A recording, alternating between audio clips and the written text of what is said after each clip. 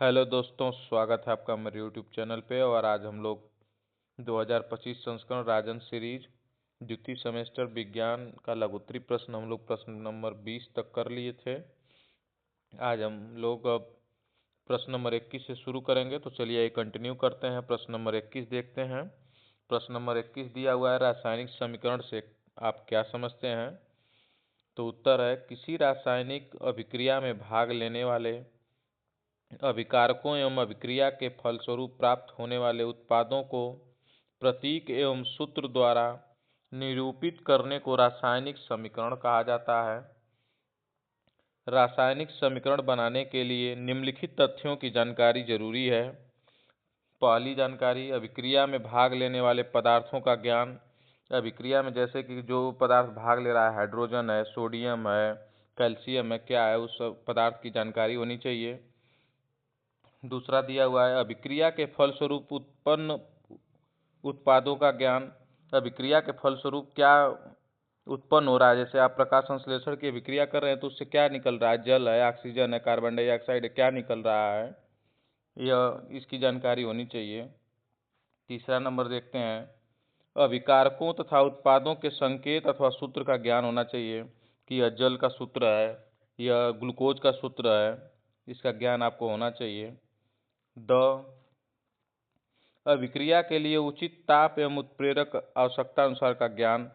अभिक्रिया में कब वो अभिक्रिया करेगा, किस डिग्री सेल्सियस पर या किस तापमान पर करेगा, या अभिक्रिया के लिए उत्प्रेरक भी लगते हैं। आप अगर विस्तार से पढ़ेंगे तो आपको जानकारी होगी, आप उत्प्रेरक के नाम भी सुने होंगे। प्रश्न नंबर 22 देखते हैं, मृदा प्रदूषण के स्रोत एवं प्रभाव बताइए। प्रश्न नंबर 22 उत्तर, प्रश्न नंबर 22 रुक जाइए। उत्तर है, प्रदूषित वायु, जल, कीटनाशक पदार्थों की अधिकता तथा घरेलू अपमार्जकों के मिट्टी में मिल जाने को मिट्टी का संतुलन बिगड़ जाता है, इसी को मृदा प्रदूषण कहा जाता है। यह प्रश्न इम्पोर्टेंट है, ध्यान से देखिएगा। मिट्टी में जो भी आप घरेलू अपमार्जक, मतलब अपमार्जक का मतलब है जो आप सोडा यूज करते हैं कपड़ा धोने के लिए, घड़ी, डिटर्जेंट, उसी को अपमार्जक कहते हैं। कीटनाशक हुआ, जो ये सब मृदा प्रदूषित होती है, उसी के कारण जो जाके पानी अगर मिट्टी में मिलता है तो उससे मृदा प्रदूषित होती है। मृदा प्रदूषण के प्रमुख स्रोत, पहला है नगर पालिका से निकला अपशिष्ट, जो नगर पालिका से या नाले से जो अपशिष्ट पदार्थ निकलते हैं, और दूसरा है कारखानों एवं फैक्ट्रियों से निकला हुआ अपशिष्ट पदार्थ, जो कचरा है, प्लास्टिक है, जो कारखाने से निकलते हैं। तीसरा है कृषि अपशिष्ट, कृषि में प्रयोग होने वाले अनेक प्रकार के कीटनाशक, रसायन, पीड़क, नाशक आदि भी मृदा प्रदूषण का स्रोत है। जो कृषि अपशिष्ट है, जैसे ज़्यादा खाद का प्रयोग करना या जो भी कीटनाशक दवाएं हैं उनको छिड़कना, या कृषि अपशिष्ट में आते हैं। चौथा है, आजकल उपयोग में लाई जाने वाली पॉलीथीन, प्लास्टिक, जो ऊपर हमने बात की, फैक्ट्रियों से निकलते हैं या जैसे भी आप यूज करके फेंक देते हैं, वो अभी मृदा प्रदूषण का एक कारण है। 5 नंबर है, घरेलू अपशिष्ट जैसे कूड़ा कचरा, डिटर्जेंट, अपमार्जक की जो बात की गई है। मृदा प्रदूषण के प्रभाव, इसके प्रभाव क्या क्या है मृदा प्रदूषण के। पहला है, मृदा प्रदूषण से विभिन्न प्रकार के रोगों के रोगाणुओं को पनपने का अवसर मिलता है। दूसरा है, गंदगी पर अनेक प्रकार के कीट तथा मक्खियां पनपती हैं, जो रोगों को फैलाने में सहायता करती हैं। प्रश्न नंबर 23 देखेंगे,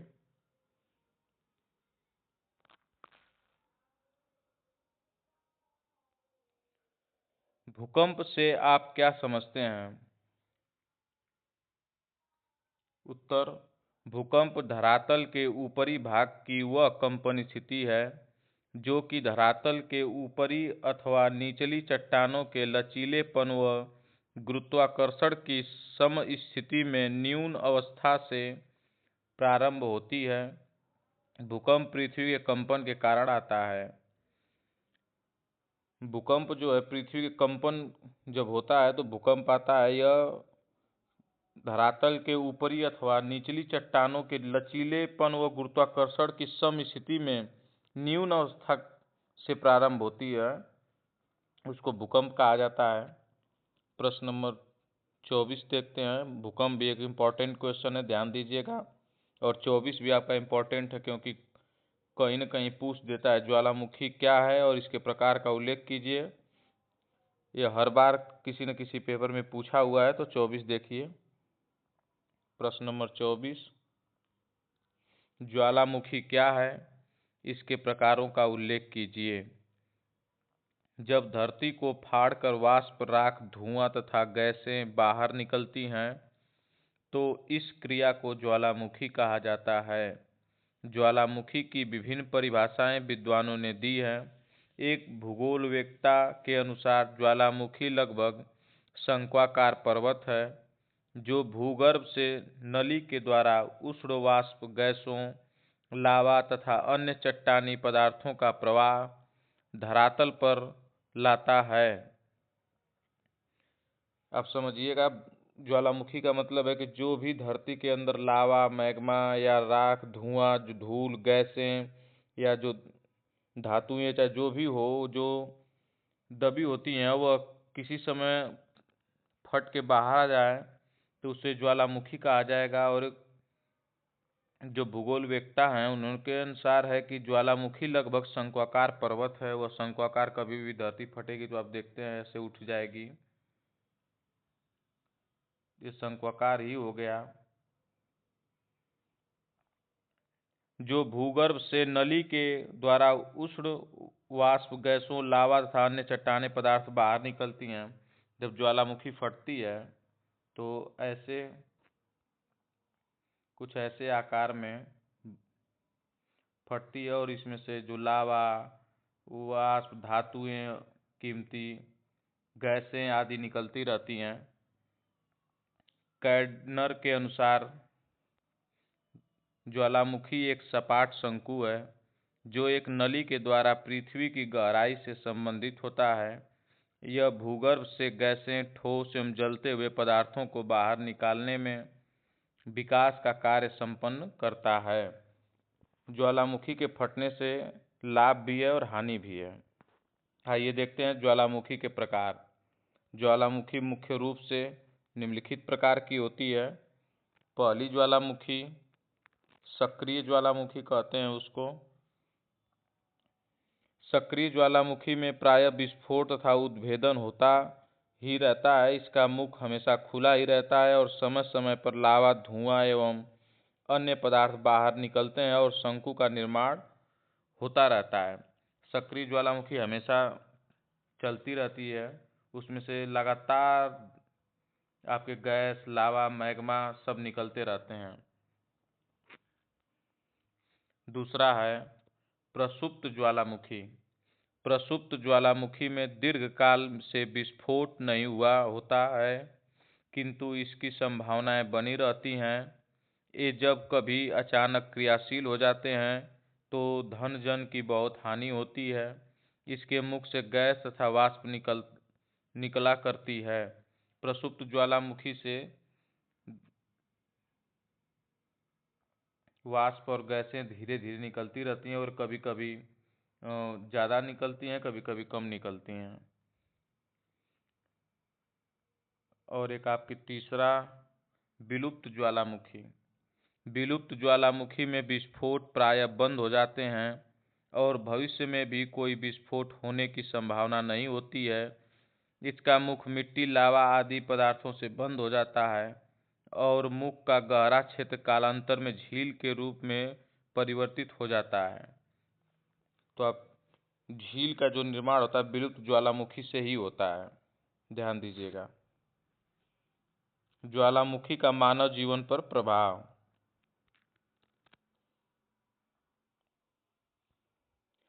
ज्वालामुखी की धूल और गैसें वातावरण को अपारदर्शी बना देती हैं जिससे वायु परिवहन मुश्किल हो जाता है, श्वसन रोग बढ़ जाता है और सूर्य ताप से पृथ्वी की सतह पर पहुंचने से भी रोकता है।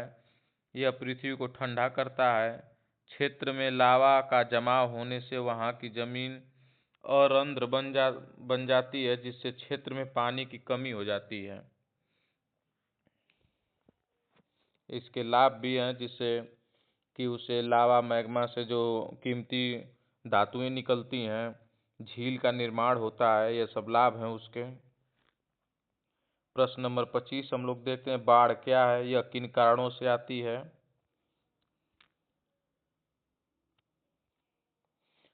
बाढ़ से आशय, अतिवृष्टि के कारण जब वर्षा जल नदी तटबंधों की सीमा तोड़कर अपने आसपास के क्षेत्रों में फैल जाता है और उसकी अधिकता हो जाती है तो उसे बाढ़ कहते हैं।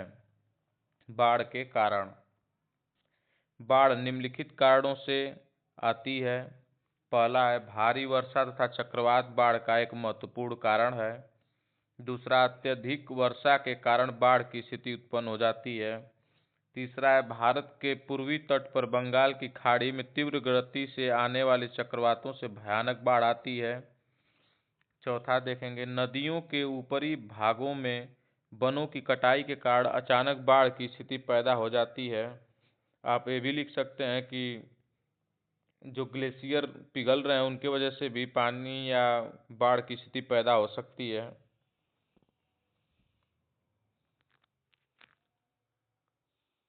पांचवा देखेंगे, रेत एवं बजरी जमा होने से नदी तल ऊंचा उठ जाता है, जिससे समवर्ती क्षेत्रों में बाढ़ आ जाती है। छठा देखेंगे, कई निम्न क्षेत्रों में ठीक प्रकार से जल निकासी की व्यवस्था न होने के कारण बाढ़ उत्पन्न हो जाती है।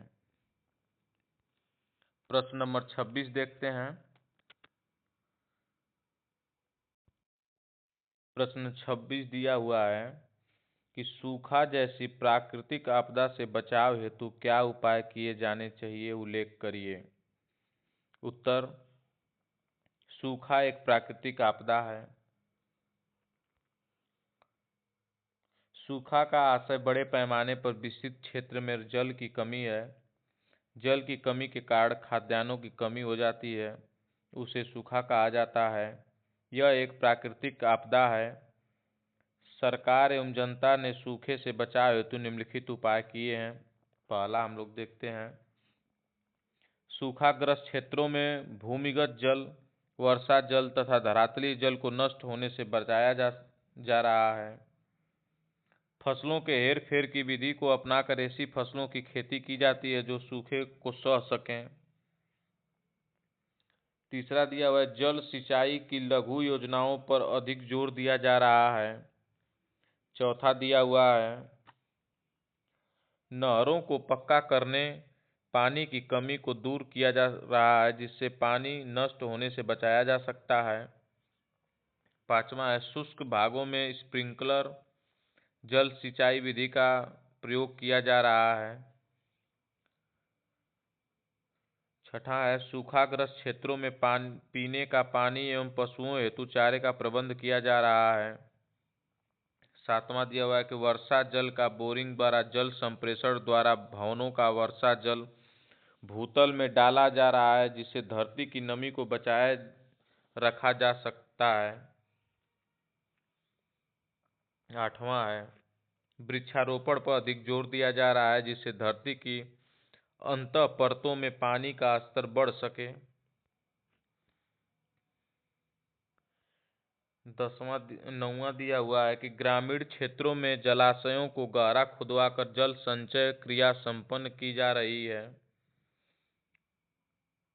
नदियों में स्थान स्थान पर बांध बनाकर जल की रुकावट की जा रही है। आप अपने से भी लिख सकते हैं कि सूखे से कैसे बचाया जा सकता है। एक बार ध्यान दे दीजिएगा। प्रश्न नंबर 27, ध्वनि प्रदूषण के हानिकारक प्रभावों को समझाइए। प्रश्न इंपॉर्टेंट है, तो देखते हैं ध्वनि प्रदूषण। उत्तर, ध्वनि प्रदूषण साधारण वार्तालाप की ध्वनि से अधिक तेज ध्वनि शोर कहलाती है। शोर एक अवांछनीय ध्वनि है, अतः शोर ही ध्वनि प्रदूषण कहलाता है। जो वार्तालाप की ध्वनि से ज़्यादा ध्वनि होगी उसे शोर कहा जाएगा, और वह एक ध्वनि प्रदूषण भी उसे कह सकते हैं। ध्वनि प्रदूषण के प्रमुख स्रोत, पहला है उद्योग धंधों द्वारा मशीनें। उद्योग धंधों में जो मशीनें तेज आवाज़ करती हैं उससे भी ध्वनि प्रदूषण होता है। दूसरा है परिवहन साधन, जैसे वायुयान, रेलगाड़ी, मोटर बस आदि। वायुयान की आवाज़ आप सुने होंगे, वार्तालाप से तेज होती है। रेलगाड़ी, मोटर बस की जो आवाज़ें तेज हैं उनके वजह से ध्वनि प्रदूषण होता है। तीसरा है मनोरंजन के साधन, जैसे radio, transistor, tape recorder, cinema, television आदि, जैसे डीजे उजे बज रहे हैं, इससे वजह से ध्वनि प्रदूषण होता है, क्योंकि वार्तालाप के डेसिमल से ज़्यादा ध्वनि होती है, जिसके कारण तमाम प्रकार के ध्वनि प्रदूषण व रोग फैलते हैं। ध्वनि प्रदूषण के प्रभाव। ध्वनि प्रदूषण वर्तमान समय में बढ़ता जा रहा है। तीव्र ध्वनि मानवीय स्वास्थ्य पर विपरीत प्रभाव डालती है और उसके कार्य करने की क्षमता को घटाती है। शोर से बहरापन, देखिए ध्वनि प्रदूषण से कौन कौन सा बीमारी या रोग हो रहे हैं। हृदय रोग तथा बेचैनी जैसे रोग हो जाते हैं। अत्यधिक शोर का प्रभाव मानव के स्नायु तंत्र पर भी पड़ता है। शोर से रात्रि में देखने की क्षमता में कमी हो जाती है। रंगों की पहचान में कमी जैसे प्रभाव भी देखे गए हैं। शोर हृदय मस्तिष्क के अतिरिक्त यकृत को भी नुकसान पहुंचाता है। 90 डेसिबल से अधिक की ध्वनि मनुष्य की कर्णेंद्रियों के लिए हानिकारक होती है। यह पॉइंट इंपॉर्टेंट है, ध्यान दीजिएगा। प्रश्न नंबर 28 देखते हैं हम लोग। रेबीज रोग के लक्षण बताइए। रेबीज रोग के लक्षण, पहला है रोगी व्यक्ति के गले में भयंकर पीड़ा होती है तथा उसमें कुछ भी निगलने की क्षमता नहीं रहती। गले में ज़्यादा पीड़ा या ज़्यादा दर्द होता है, रेबीज जिसको रोगी को होता है। दूसरा है रोगी व्यक्ति पानी से डरने लगता है। जो रोगी होता है रेबीज का वह पानी से डरता है। तीसरा है रोगी व्यक्ति कभी कभी अत्यंत आक्रामक भी हो जाता है। रोगी व्यक्ति जो रेबीज जिसको हो जाता है वह पानी से डरता है तथा वह गले में भयंकर पीड़ा होती है उसको, तथा वह आक्रामक या गुस्सैल टाइप हो जाता है। प्रश्न नंबर 29 देखेंगे। जलीय अपर्दन। जलीय अपर्दन उत्तर है जल या बाढ़ द्वारा मिट्टी के कटाव को जलीय अपर्दन कहा जाता है। तेज वर्षा के जल से बलुई मिट्टी का कटाव सर्वाधिक होता है तथा चिकनी मिट्टी का अपर्दन कम होता है। जलीय अपर्दन के प्रकार। जलीय अपर्दन निम्नलिखित प्रकार का होता है, देखेंगे कितने प्रकार के होते हैं। अवनालिका या खड्ड अपर्दन। दूसरा है बीहड़ अपर्दन। तीसरा है पुलीन या समुद्र तट अपर्दन। भूस्खलन द्वारा अपर्दन। अल्पसरिता अपर्दन, परत अपर्दन, नदी तट अपर्दन। आठवां है आपका हिमनद अपर्दन। नौवां है वर्षा बूंद अपर्दन। यह जलीय अपर्दन के प्रकार हैं। अवनालिका, बीहड़ अपर्दन, पुलीन या समुद्र तट अपर्दन, भूस्खलन, अल्पसरित, परत, नदी तट अपर्दन, हिमनद, वर्षा बूंद अपर्दन। प्रश्न नंबर 30 देखेंगे हम लोग। देखिए प्रश्न नंबर 30 क्या दिया हुआ है। अम्ल क्या है। अम्ल और क्षार की पारस्परिक क्रिया द्वारा लवण तथा पानी का बनना कौन सी क्रिया है। उत्तर, अम्ल उन पदार्थों को कहा जाता है जो जलीय विलयन में हाइड्रोजन आयन देते हैं। अम्ल और क्षार की पारस्परिक क्रिया द्वारा लवण और जल का बनना उदासीनता की क्रिया कहलाती है। अम्ल और क्षार के द्वारा लवण का निर्माण होता है, उस क्रिया को उदासीन क्रिया कहा जाता है। और अम्ल और क्षार और लवण की परिभाषा आप याद रखिएगा, क्योंकि वह वस्तुनिष्ठ प्रश्न, अति लघु उत्तरीय प्रश्न या लघुत्तरी प्रश्न में ज़रूर पूछा जा सकता है। तो आज के लिए इतना ही। धन्यवाद। आगे से हम लोग प्रश्न नंबर 31 से शुरू करेंगे। धन्यवाद।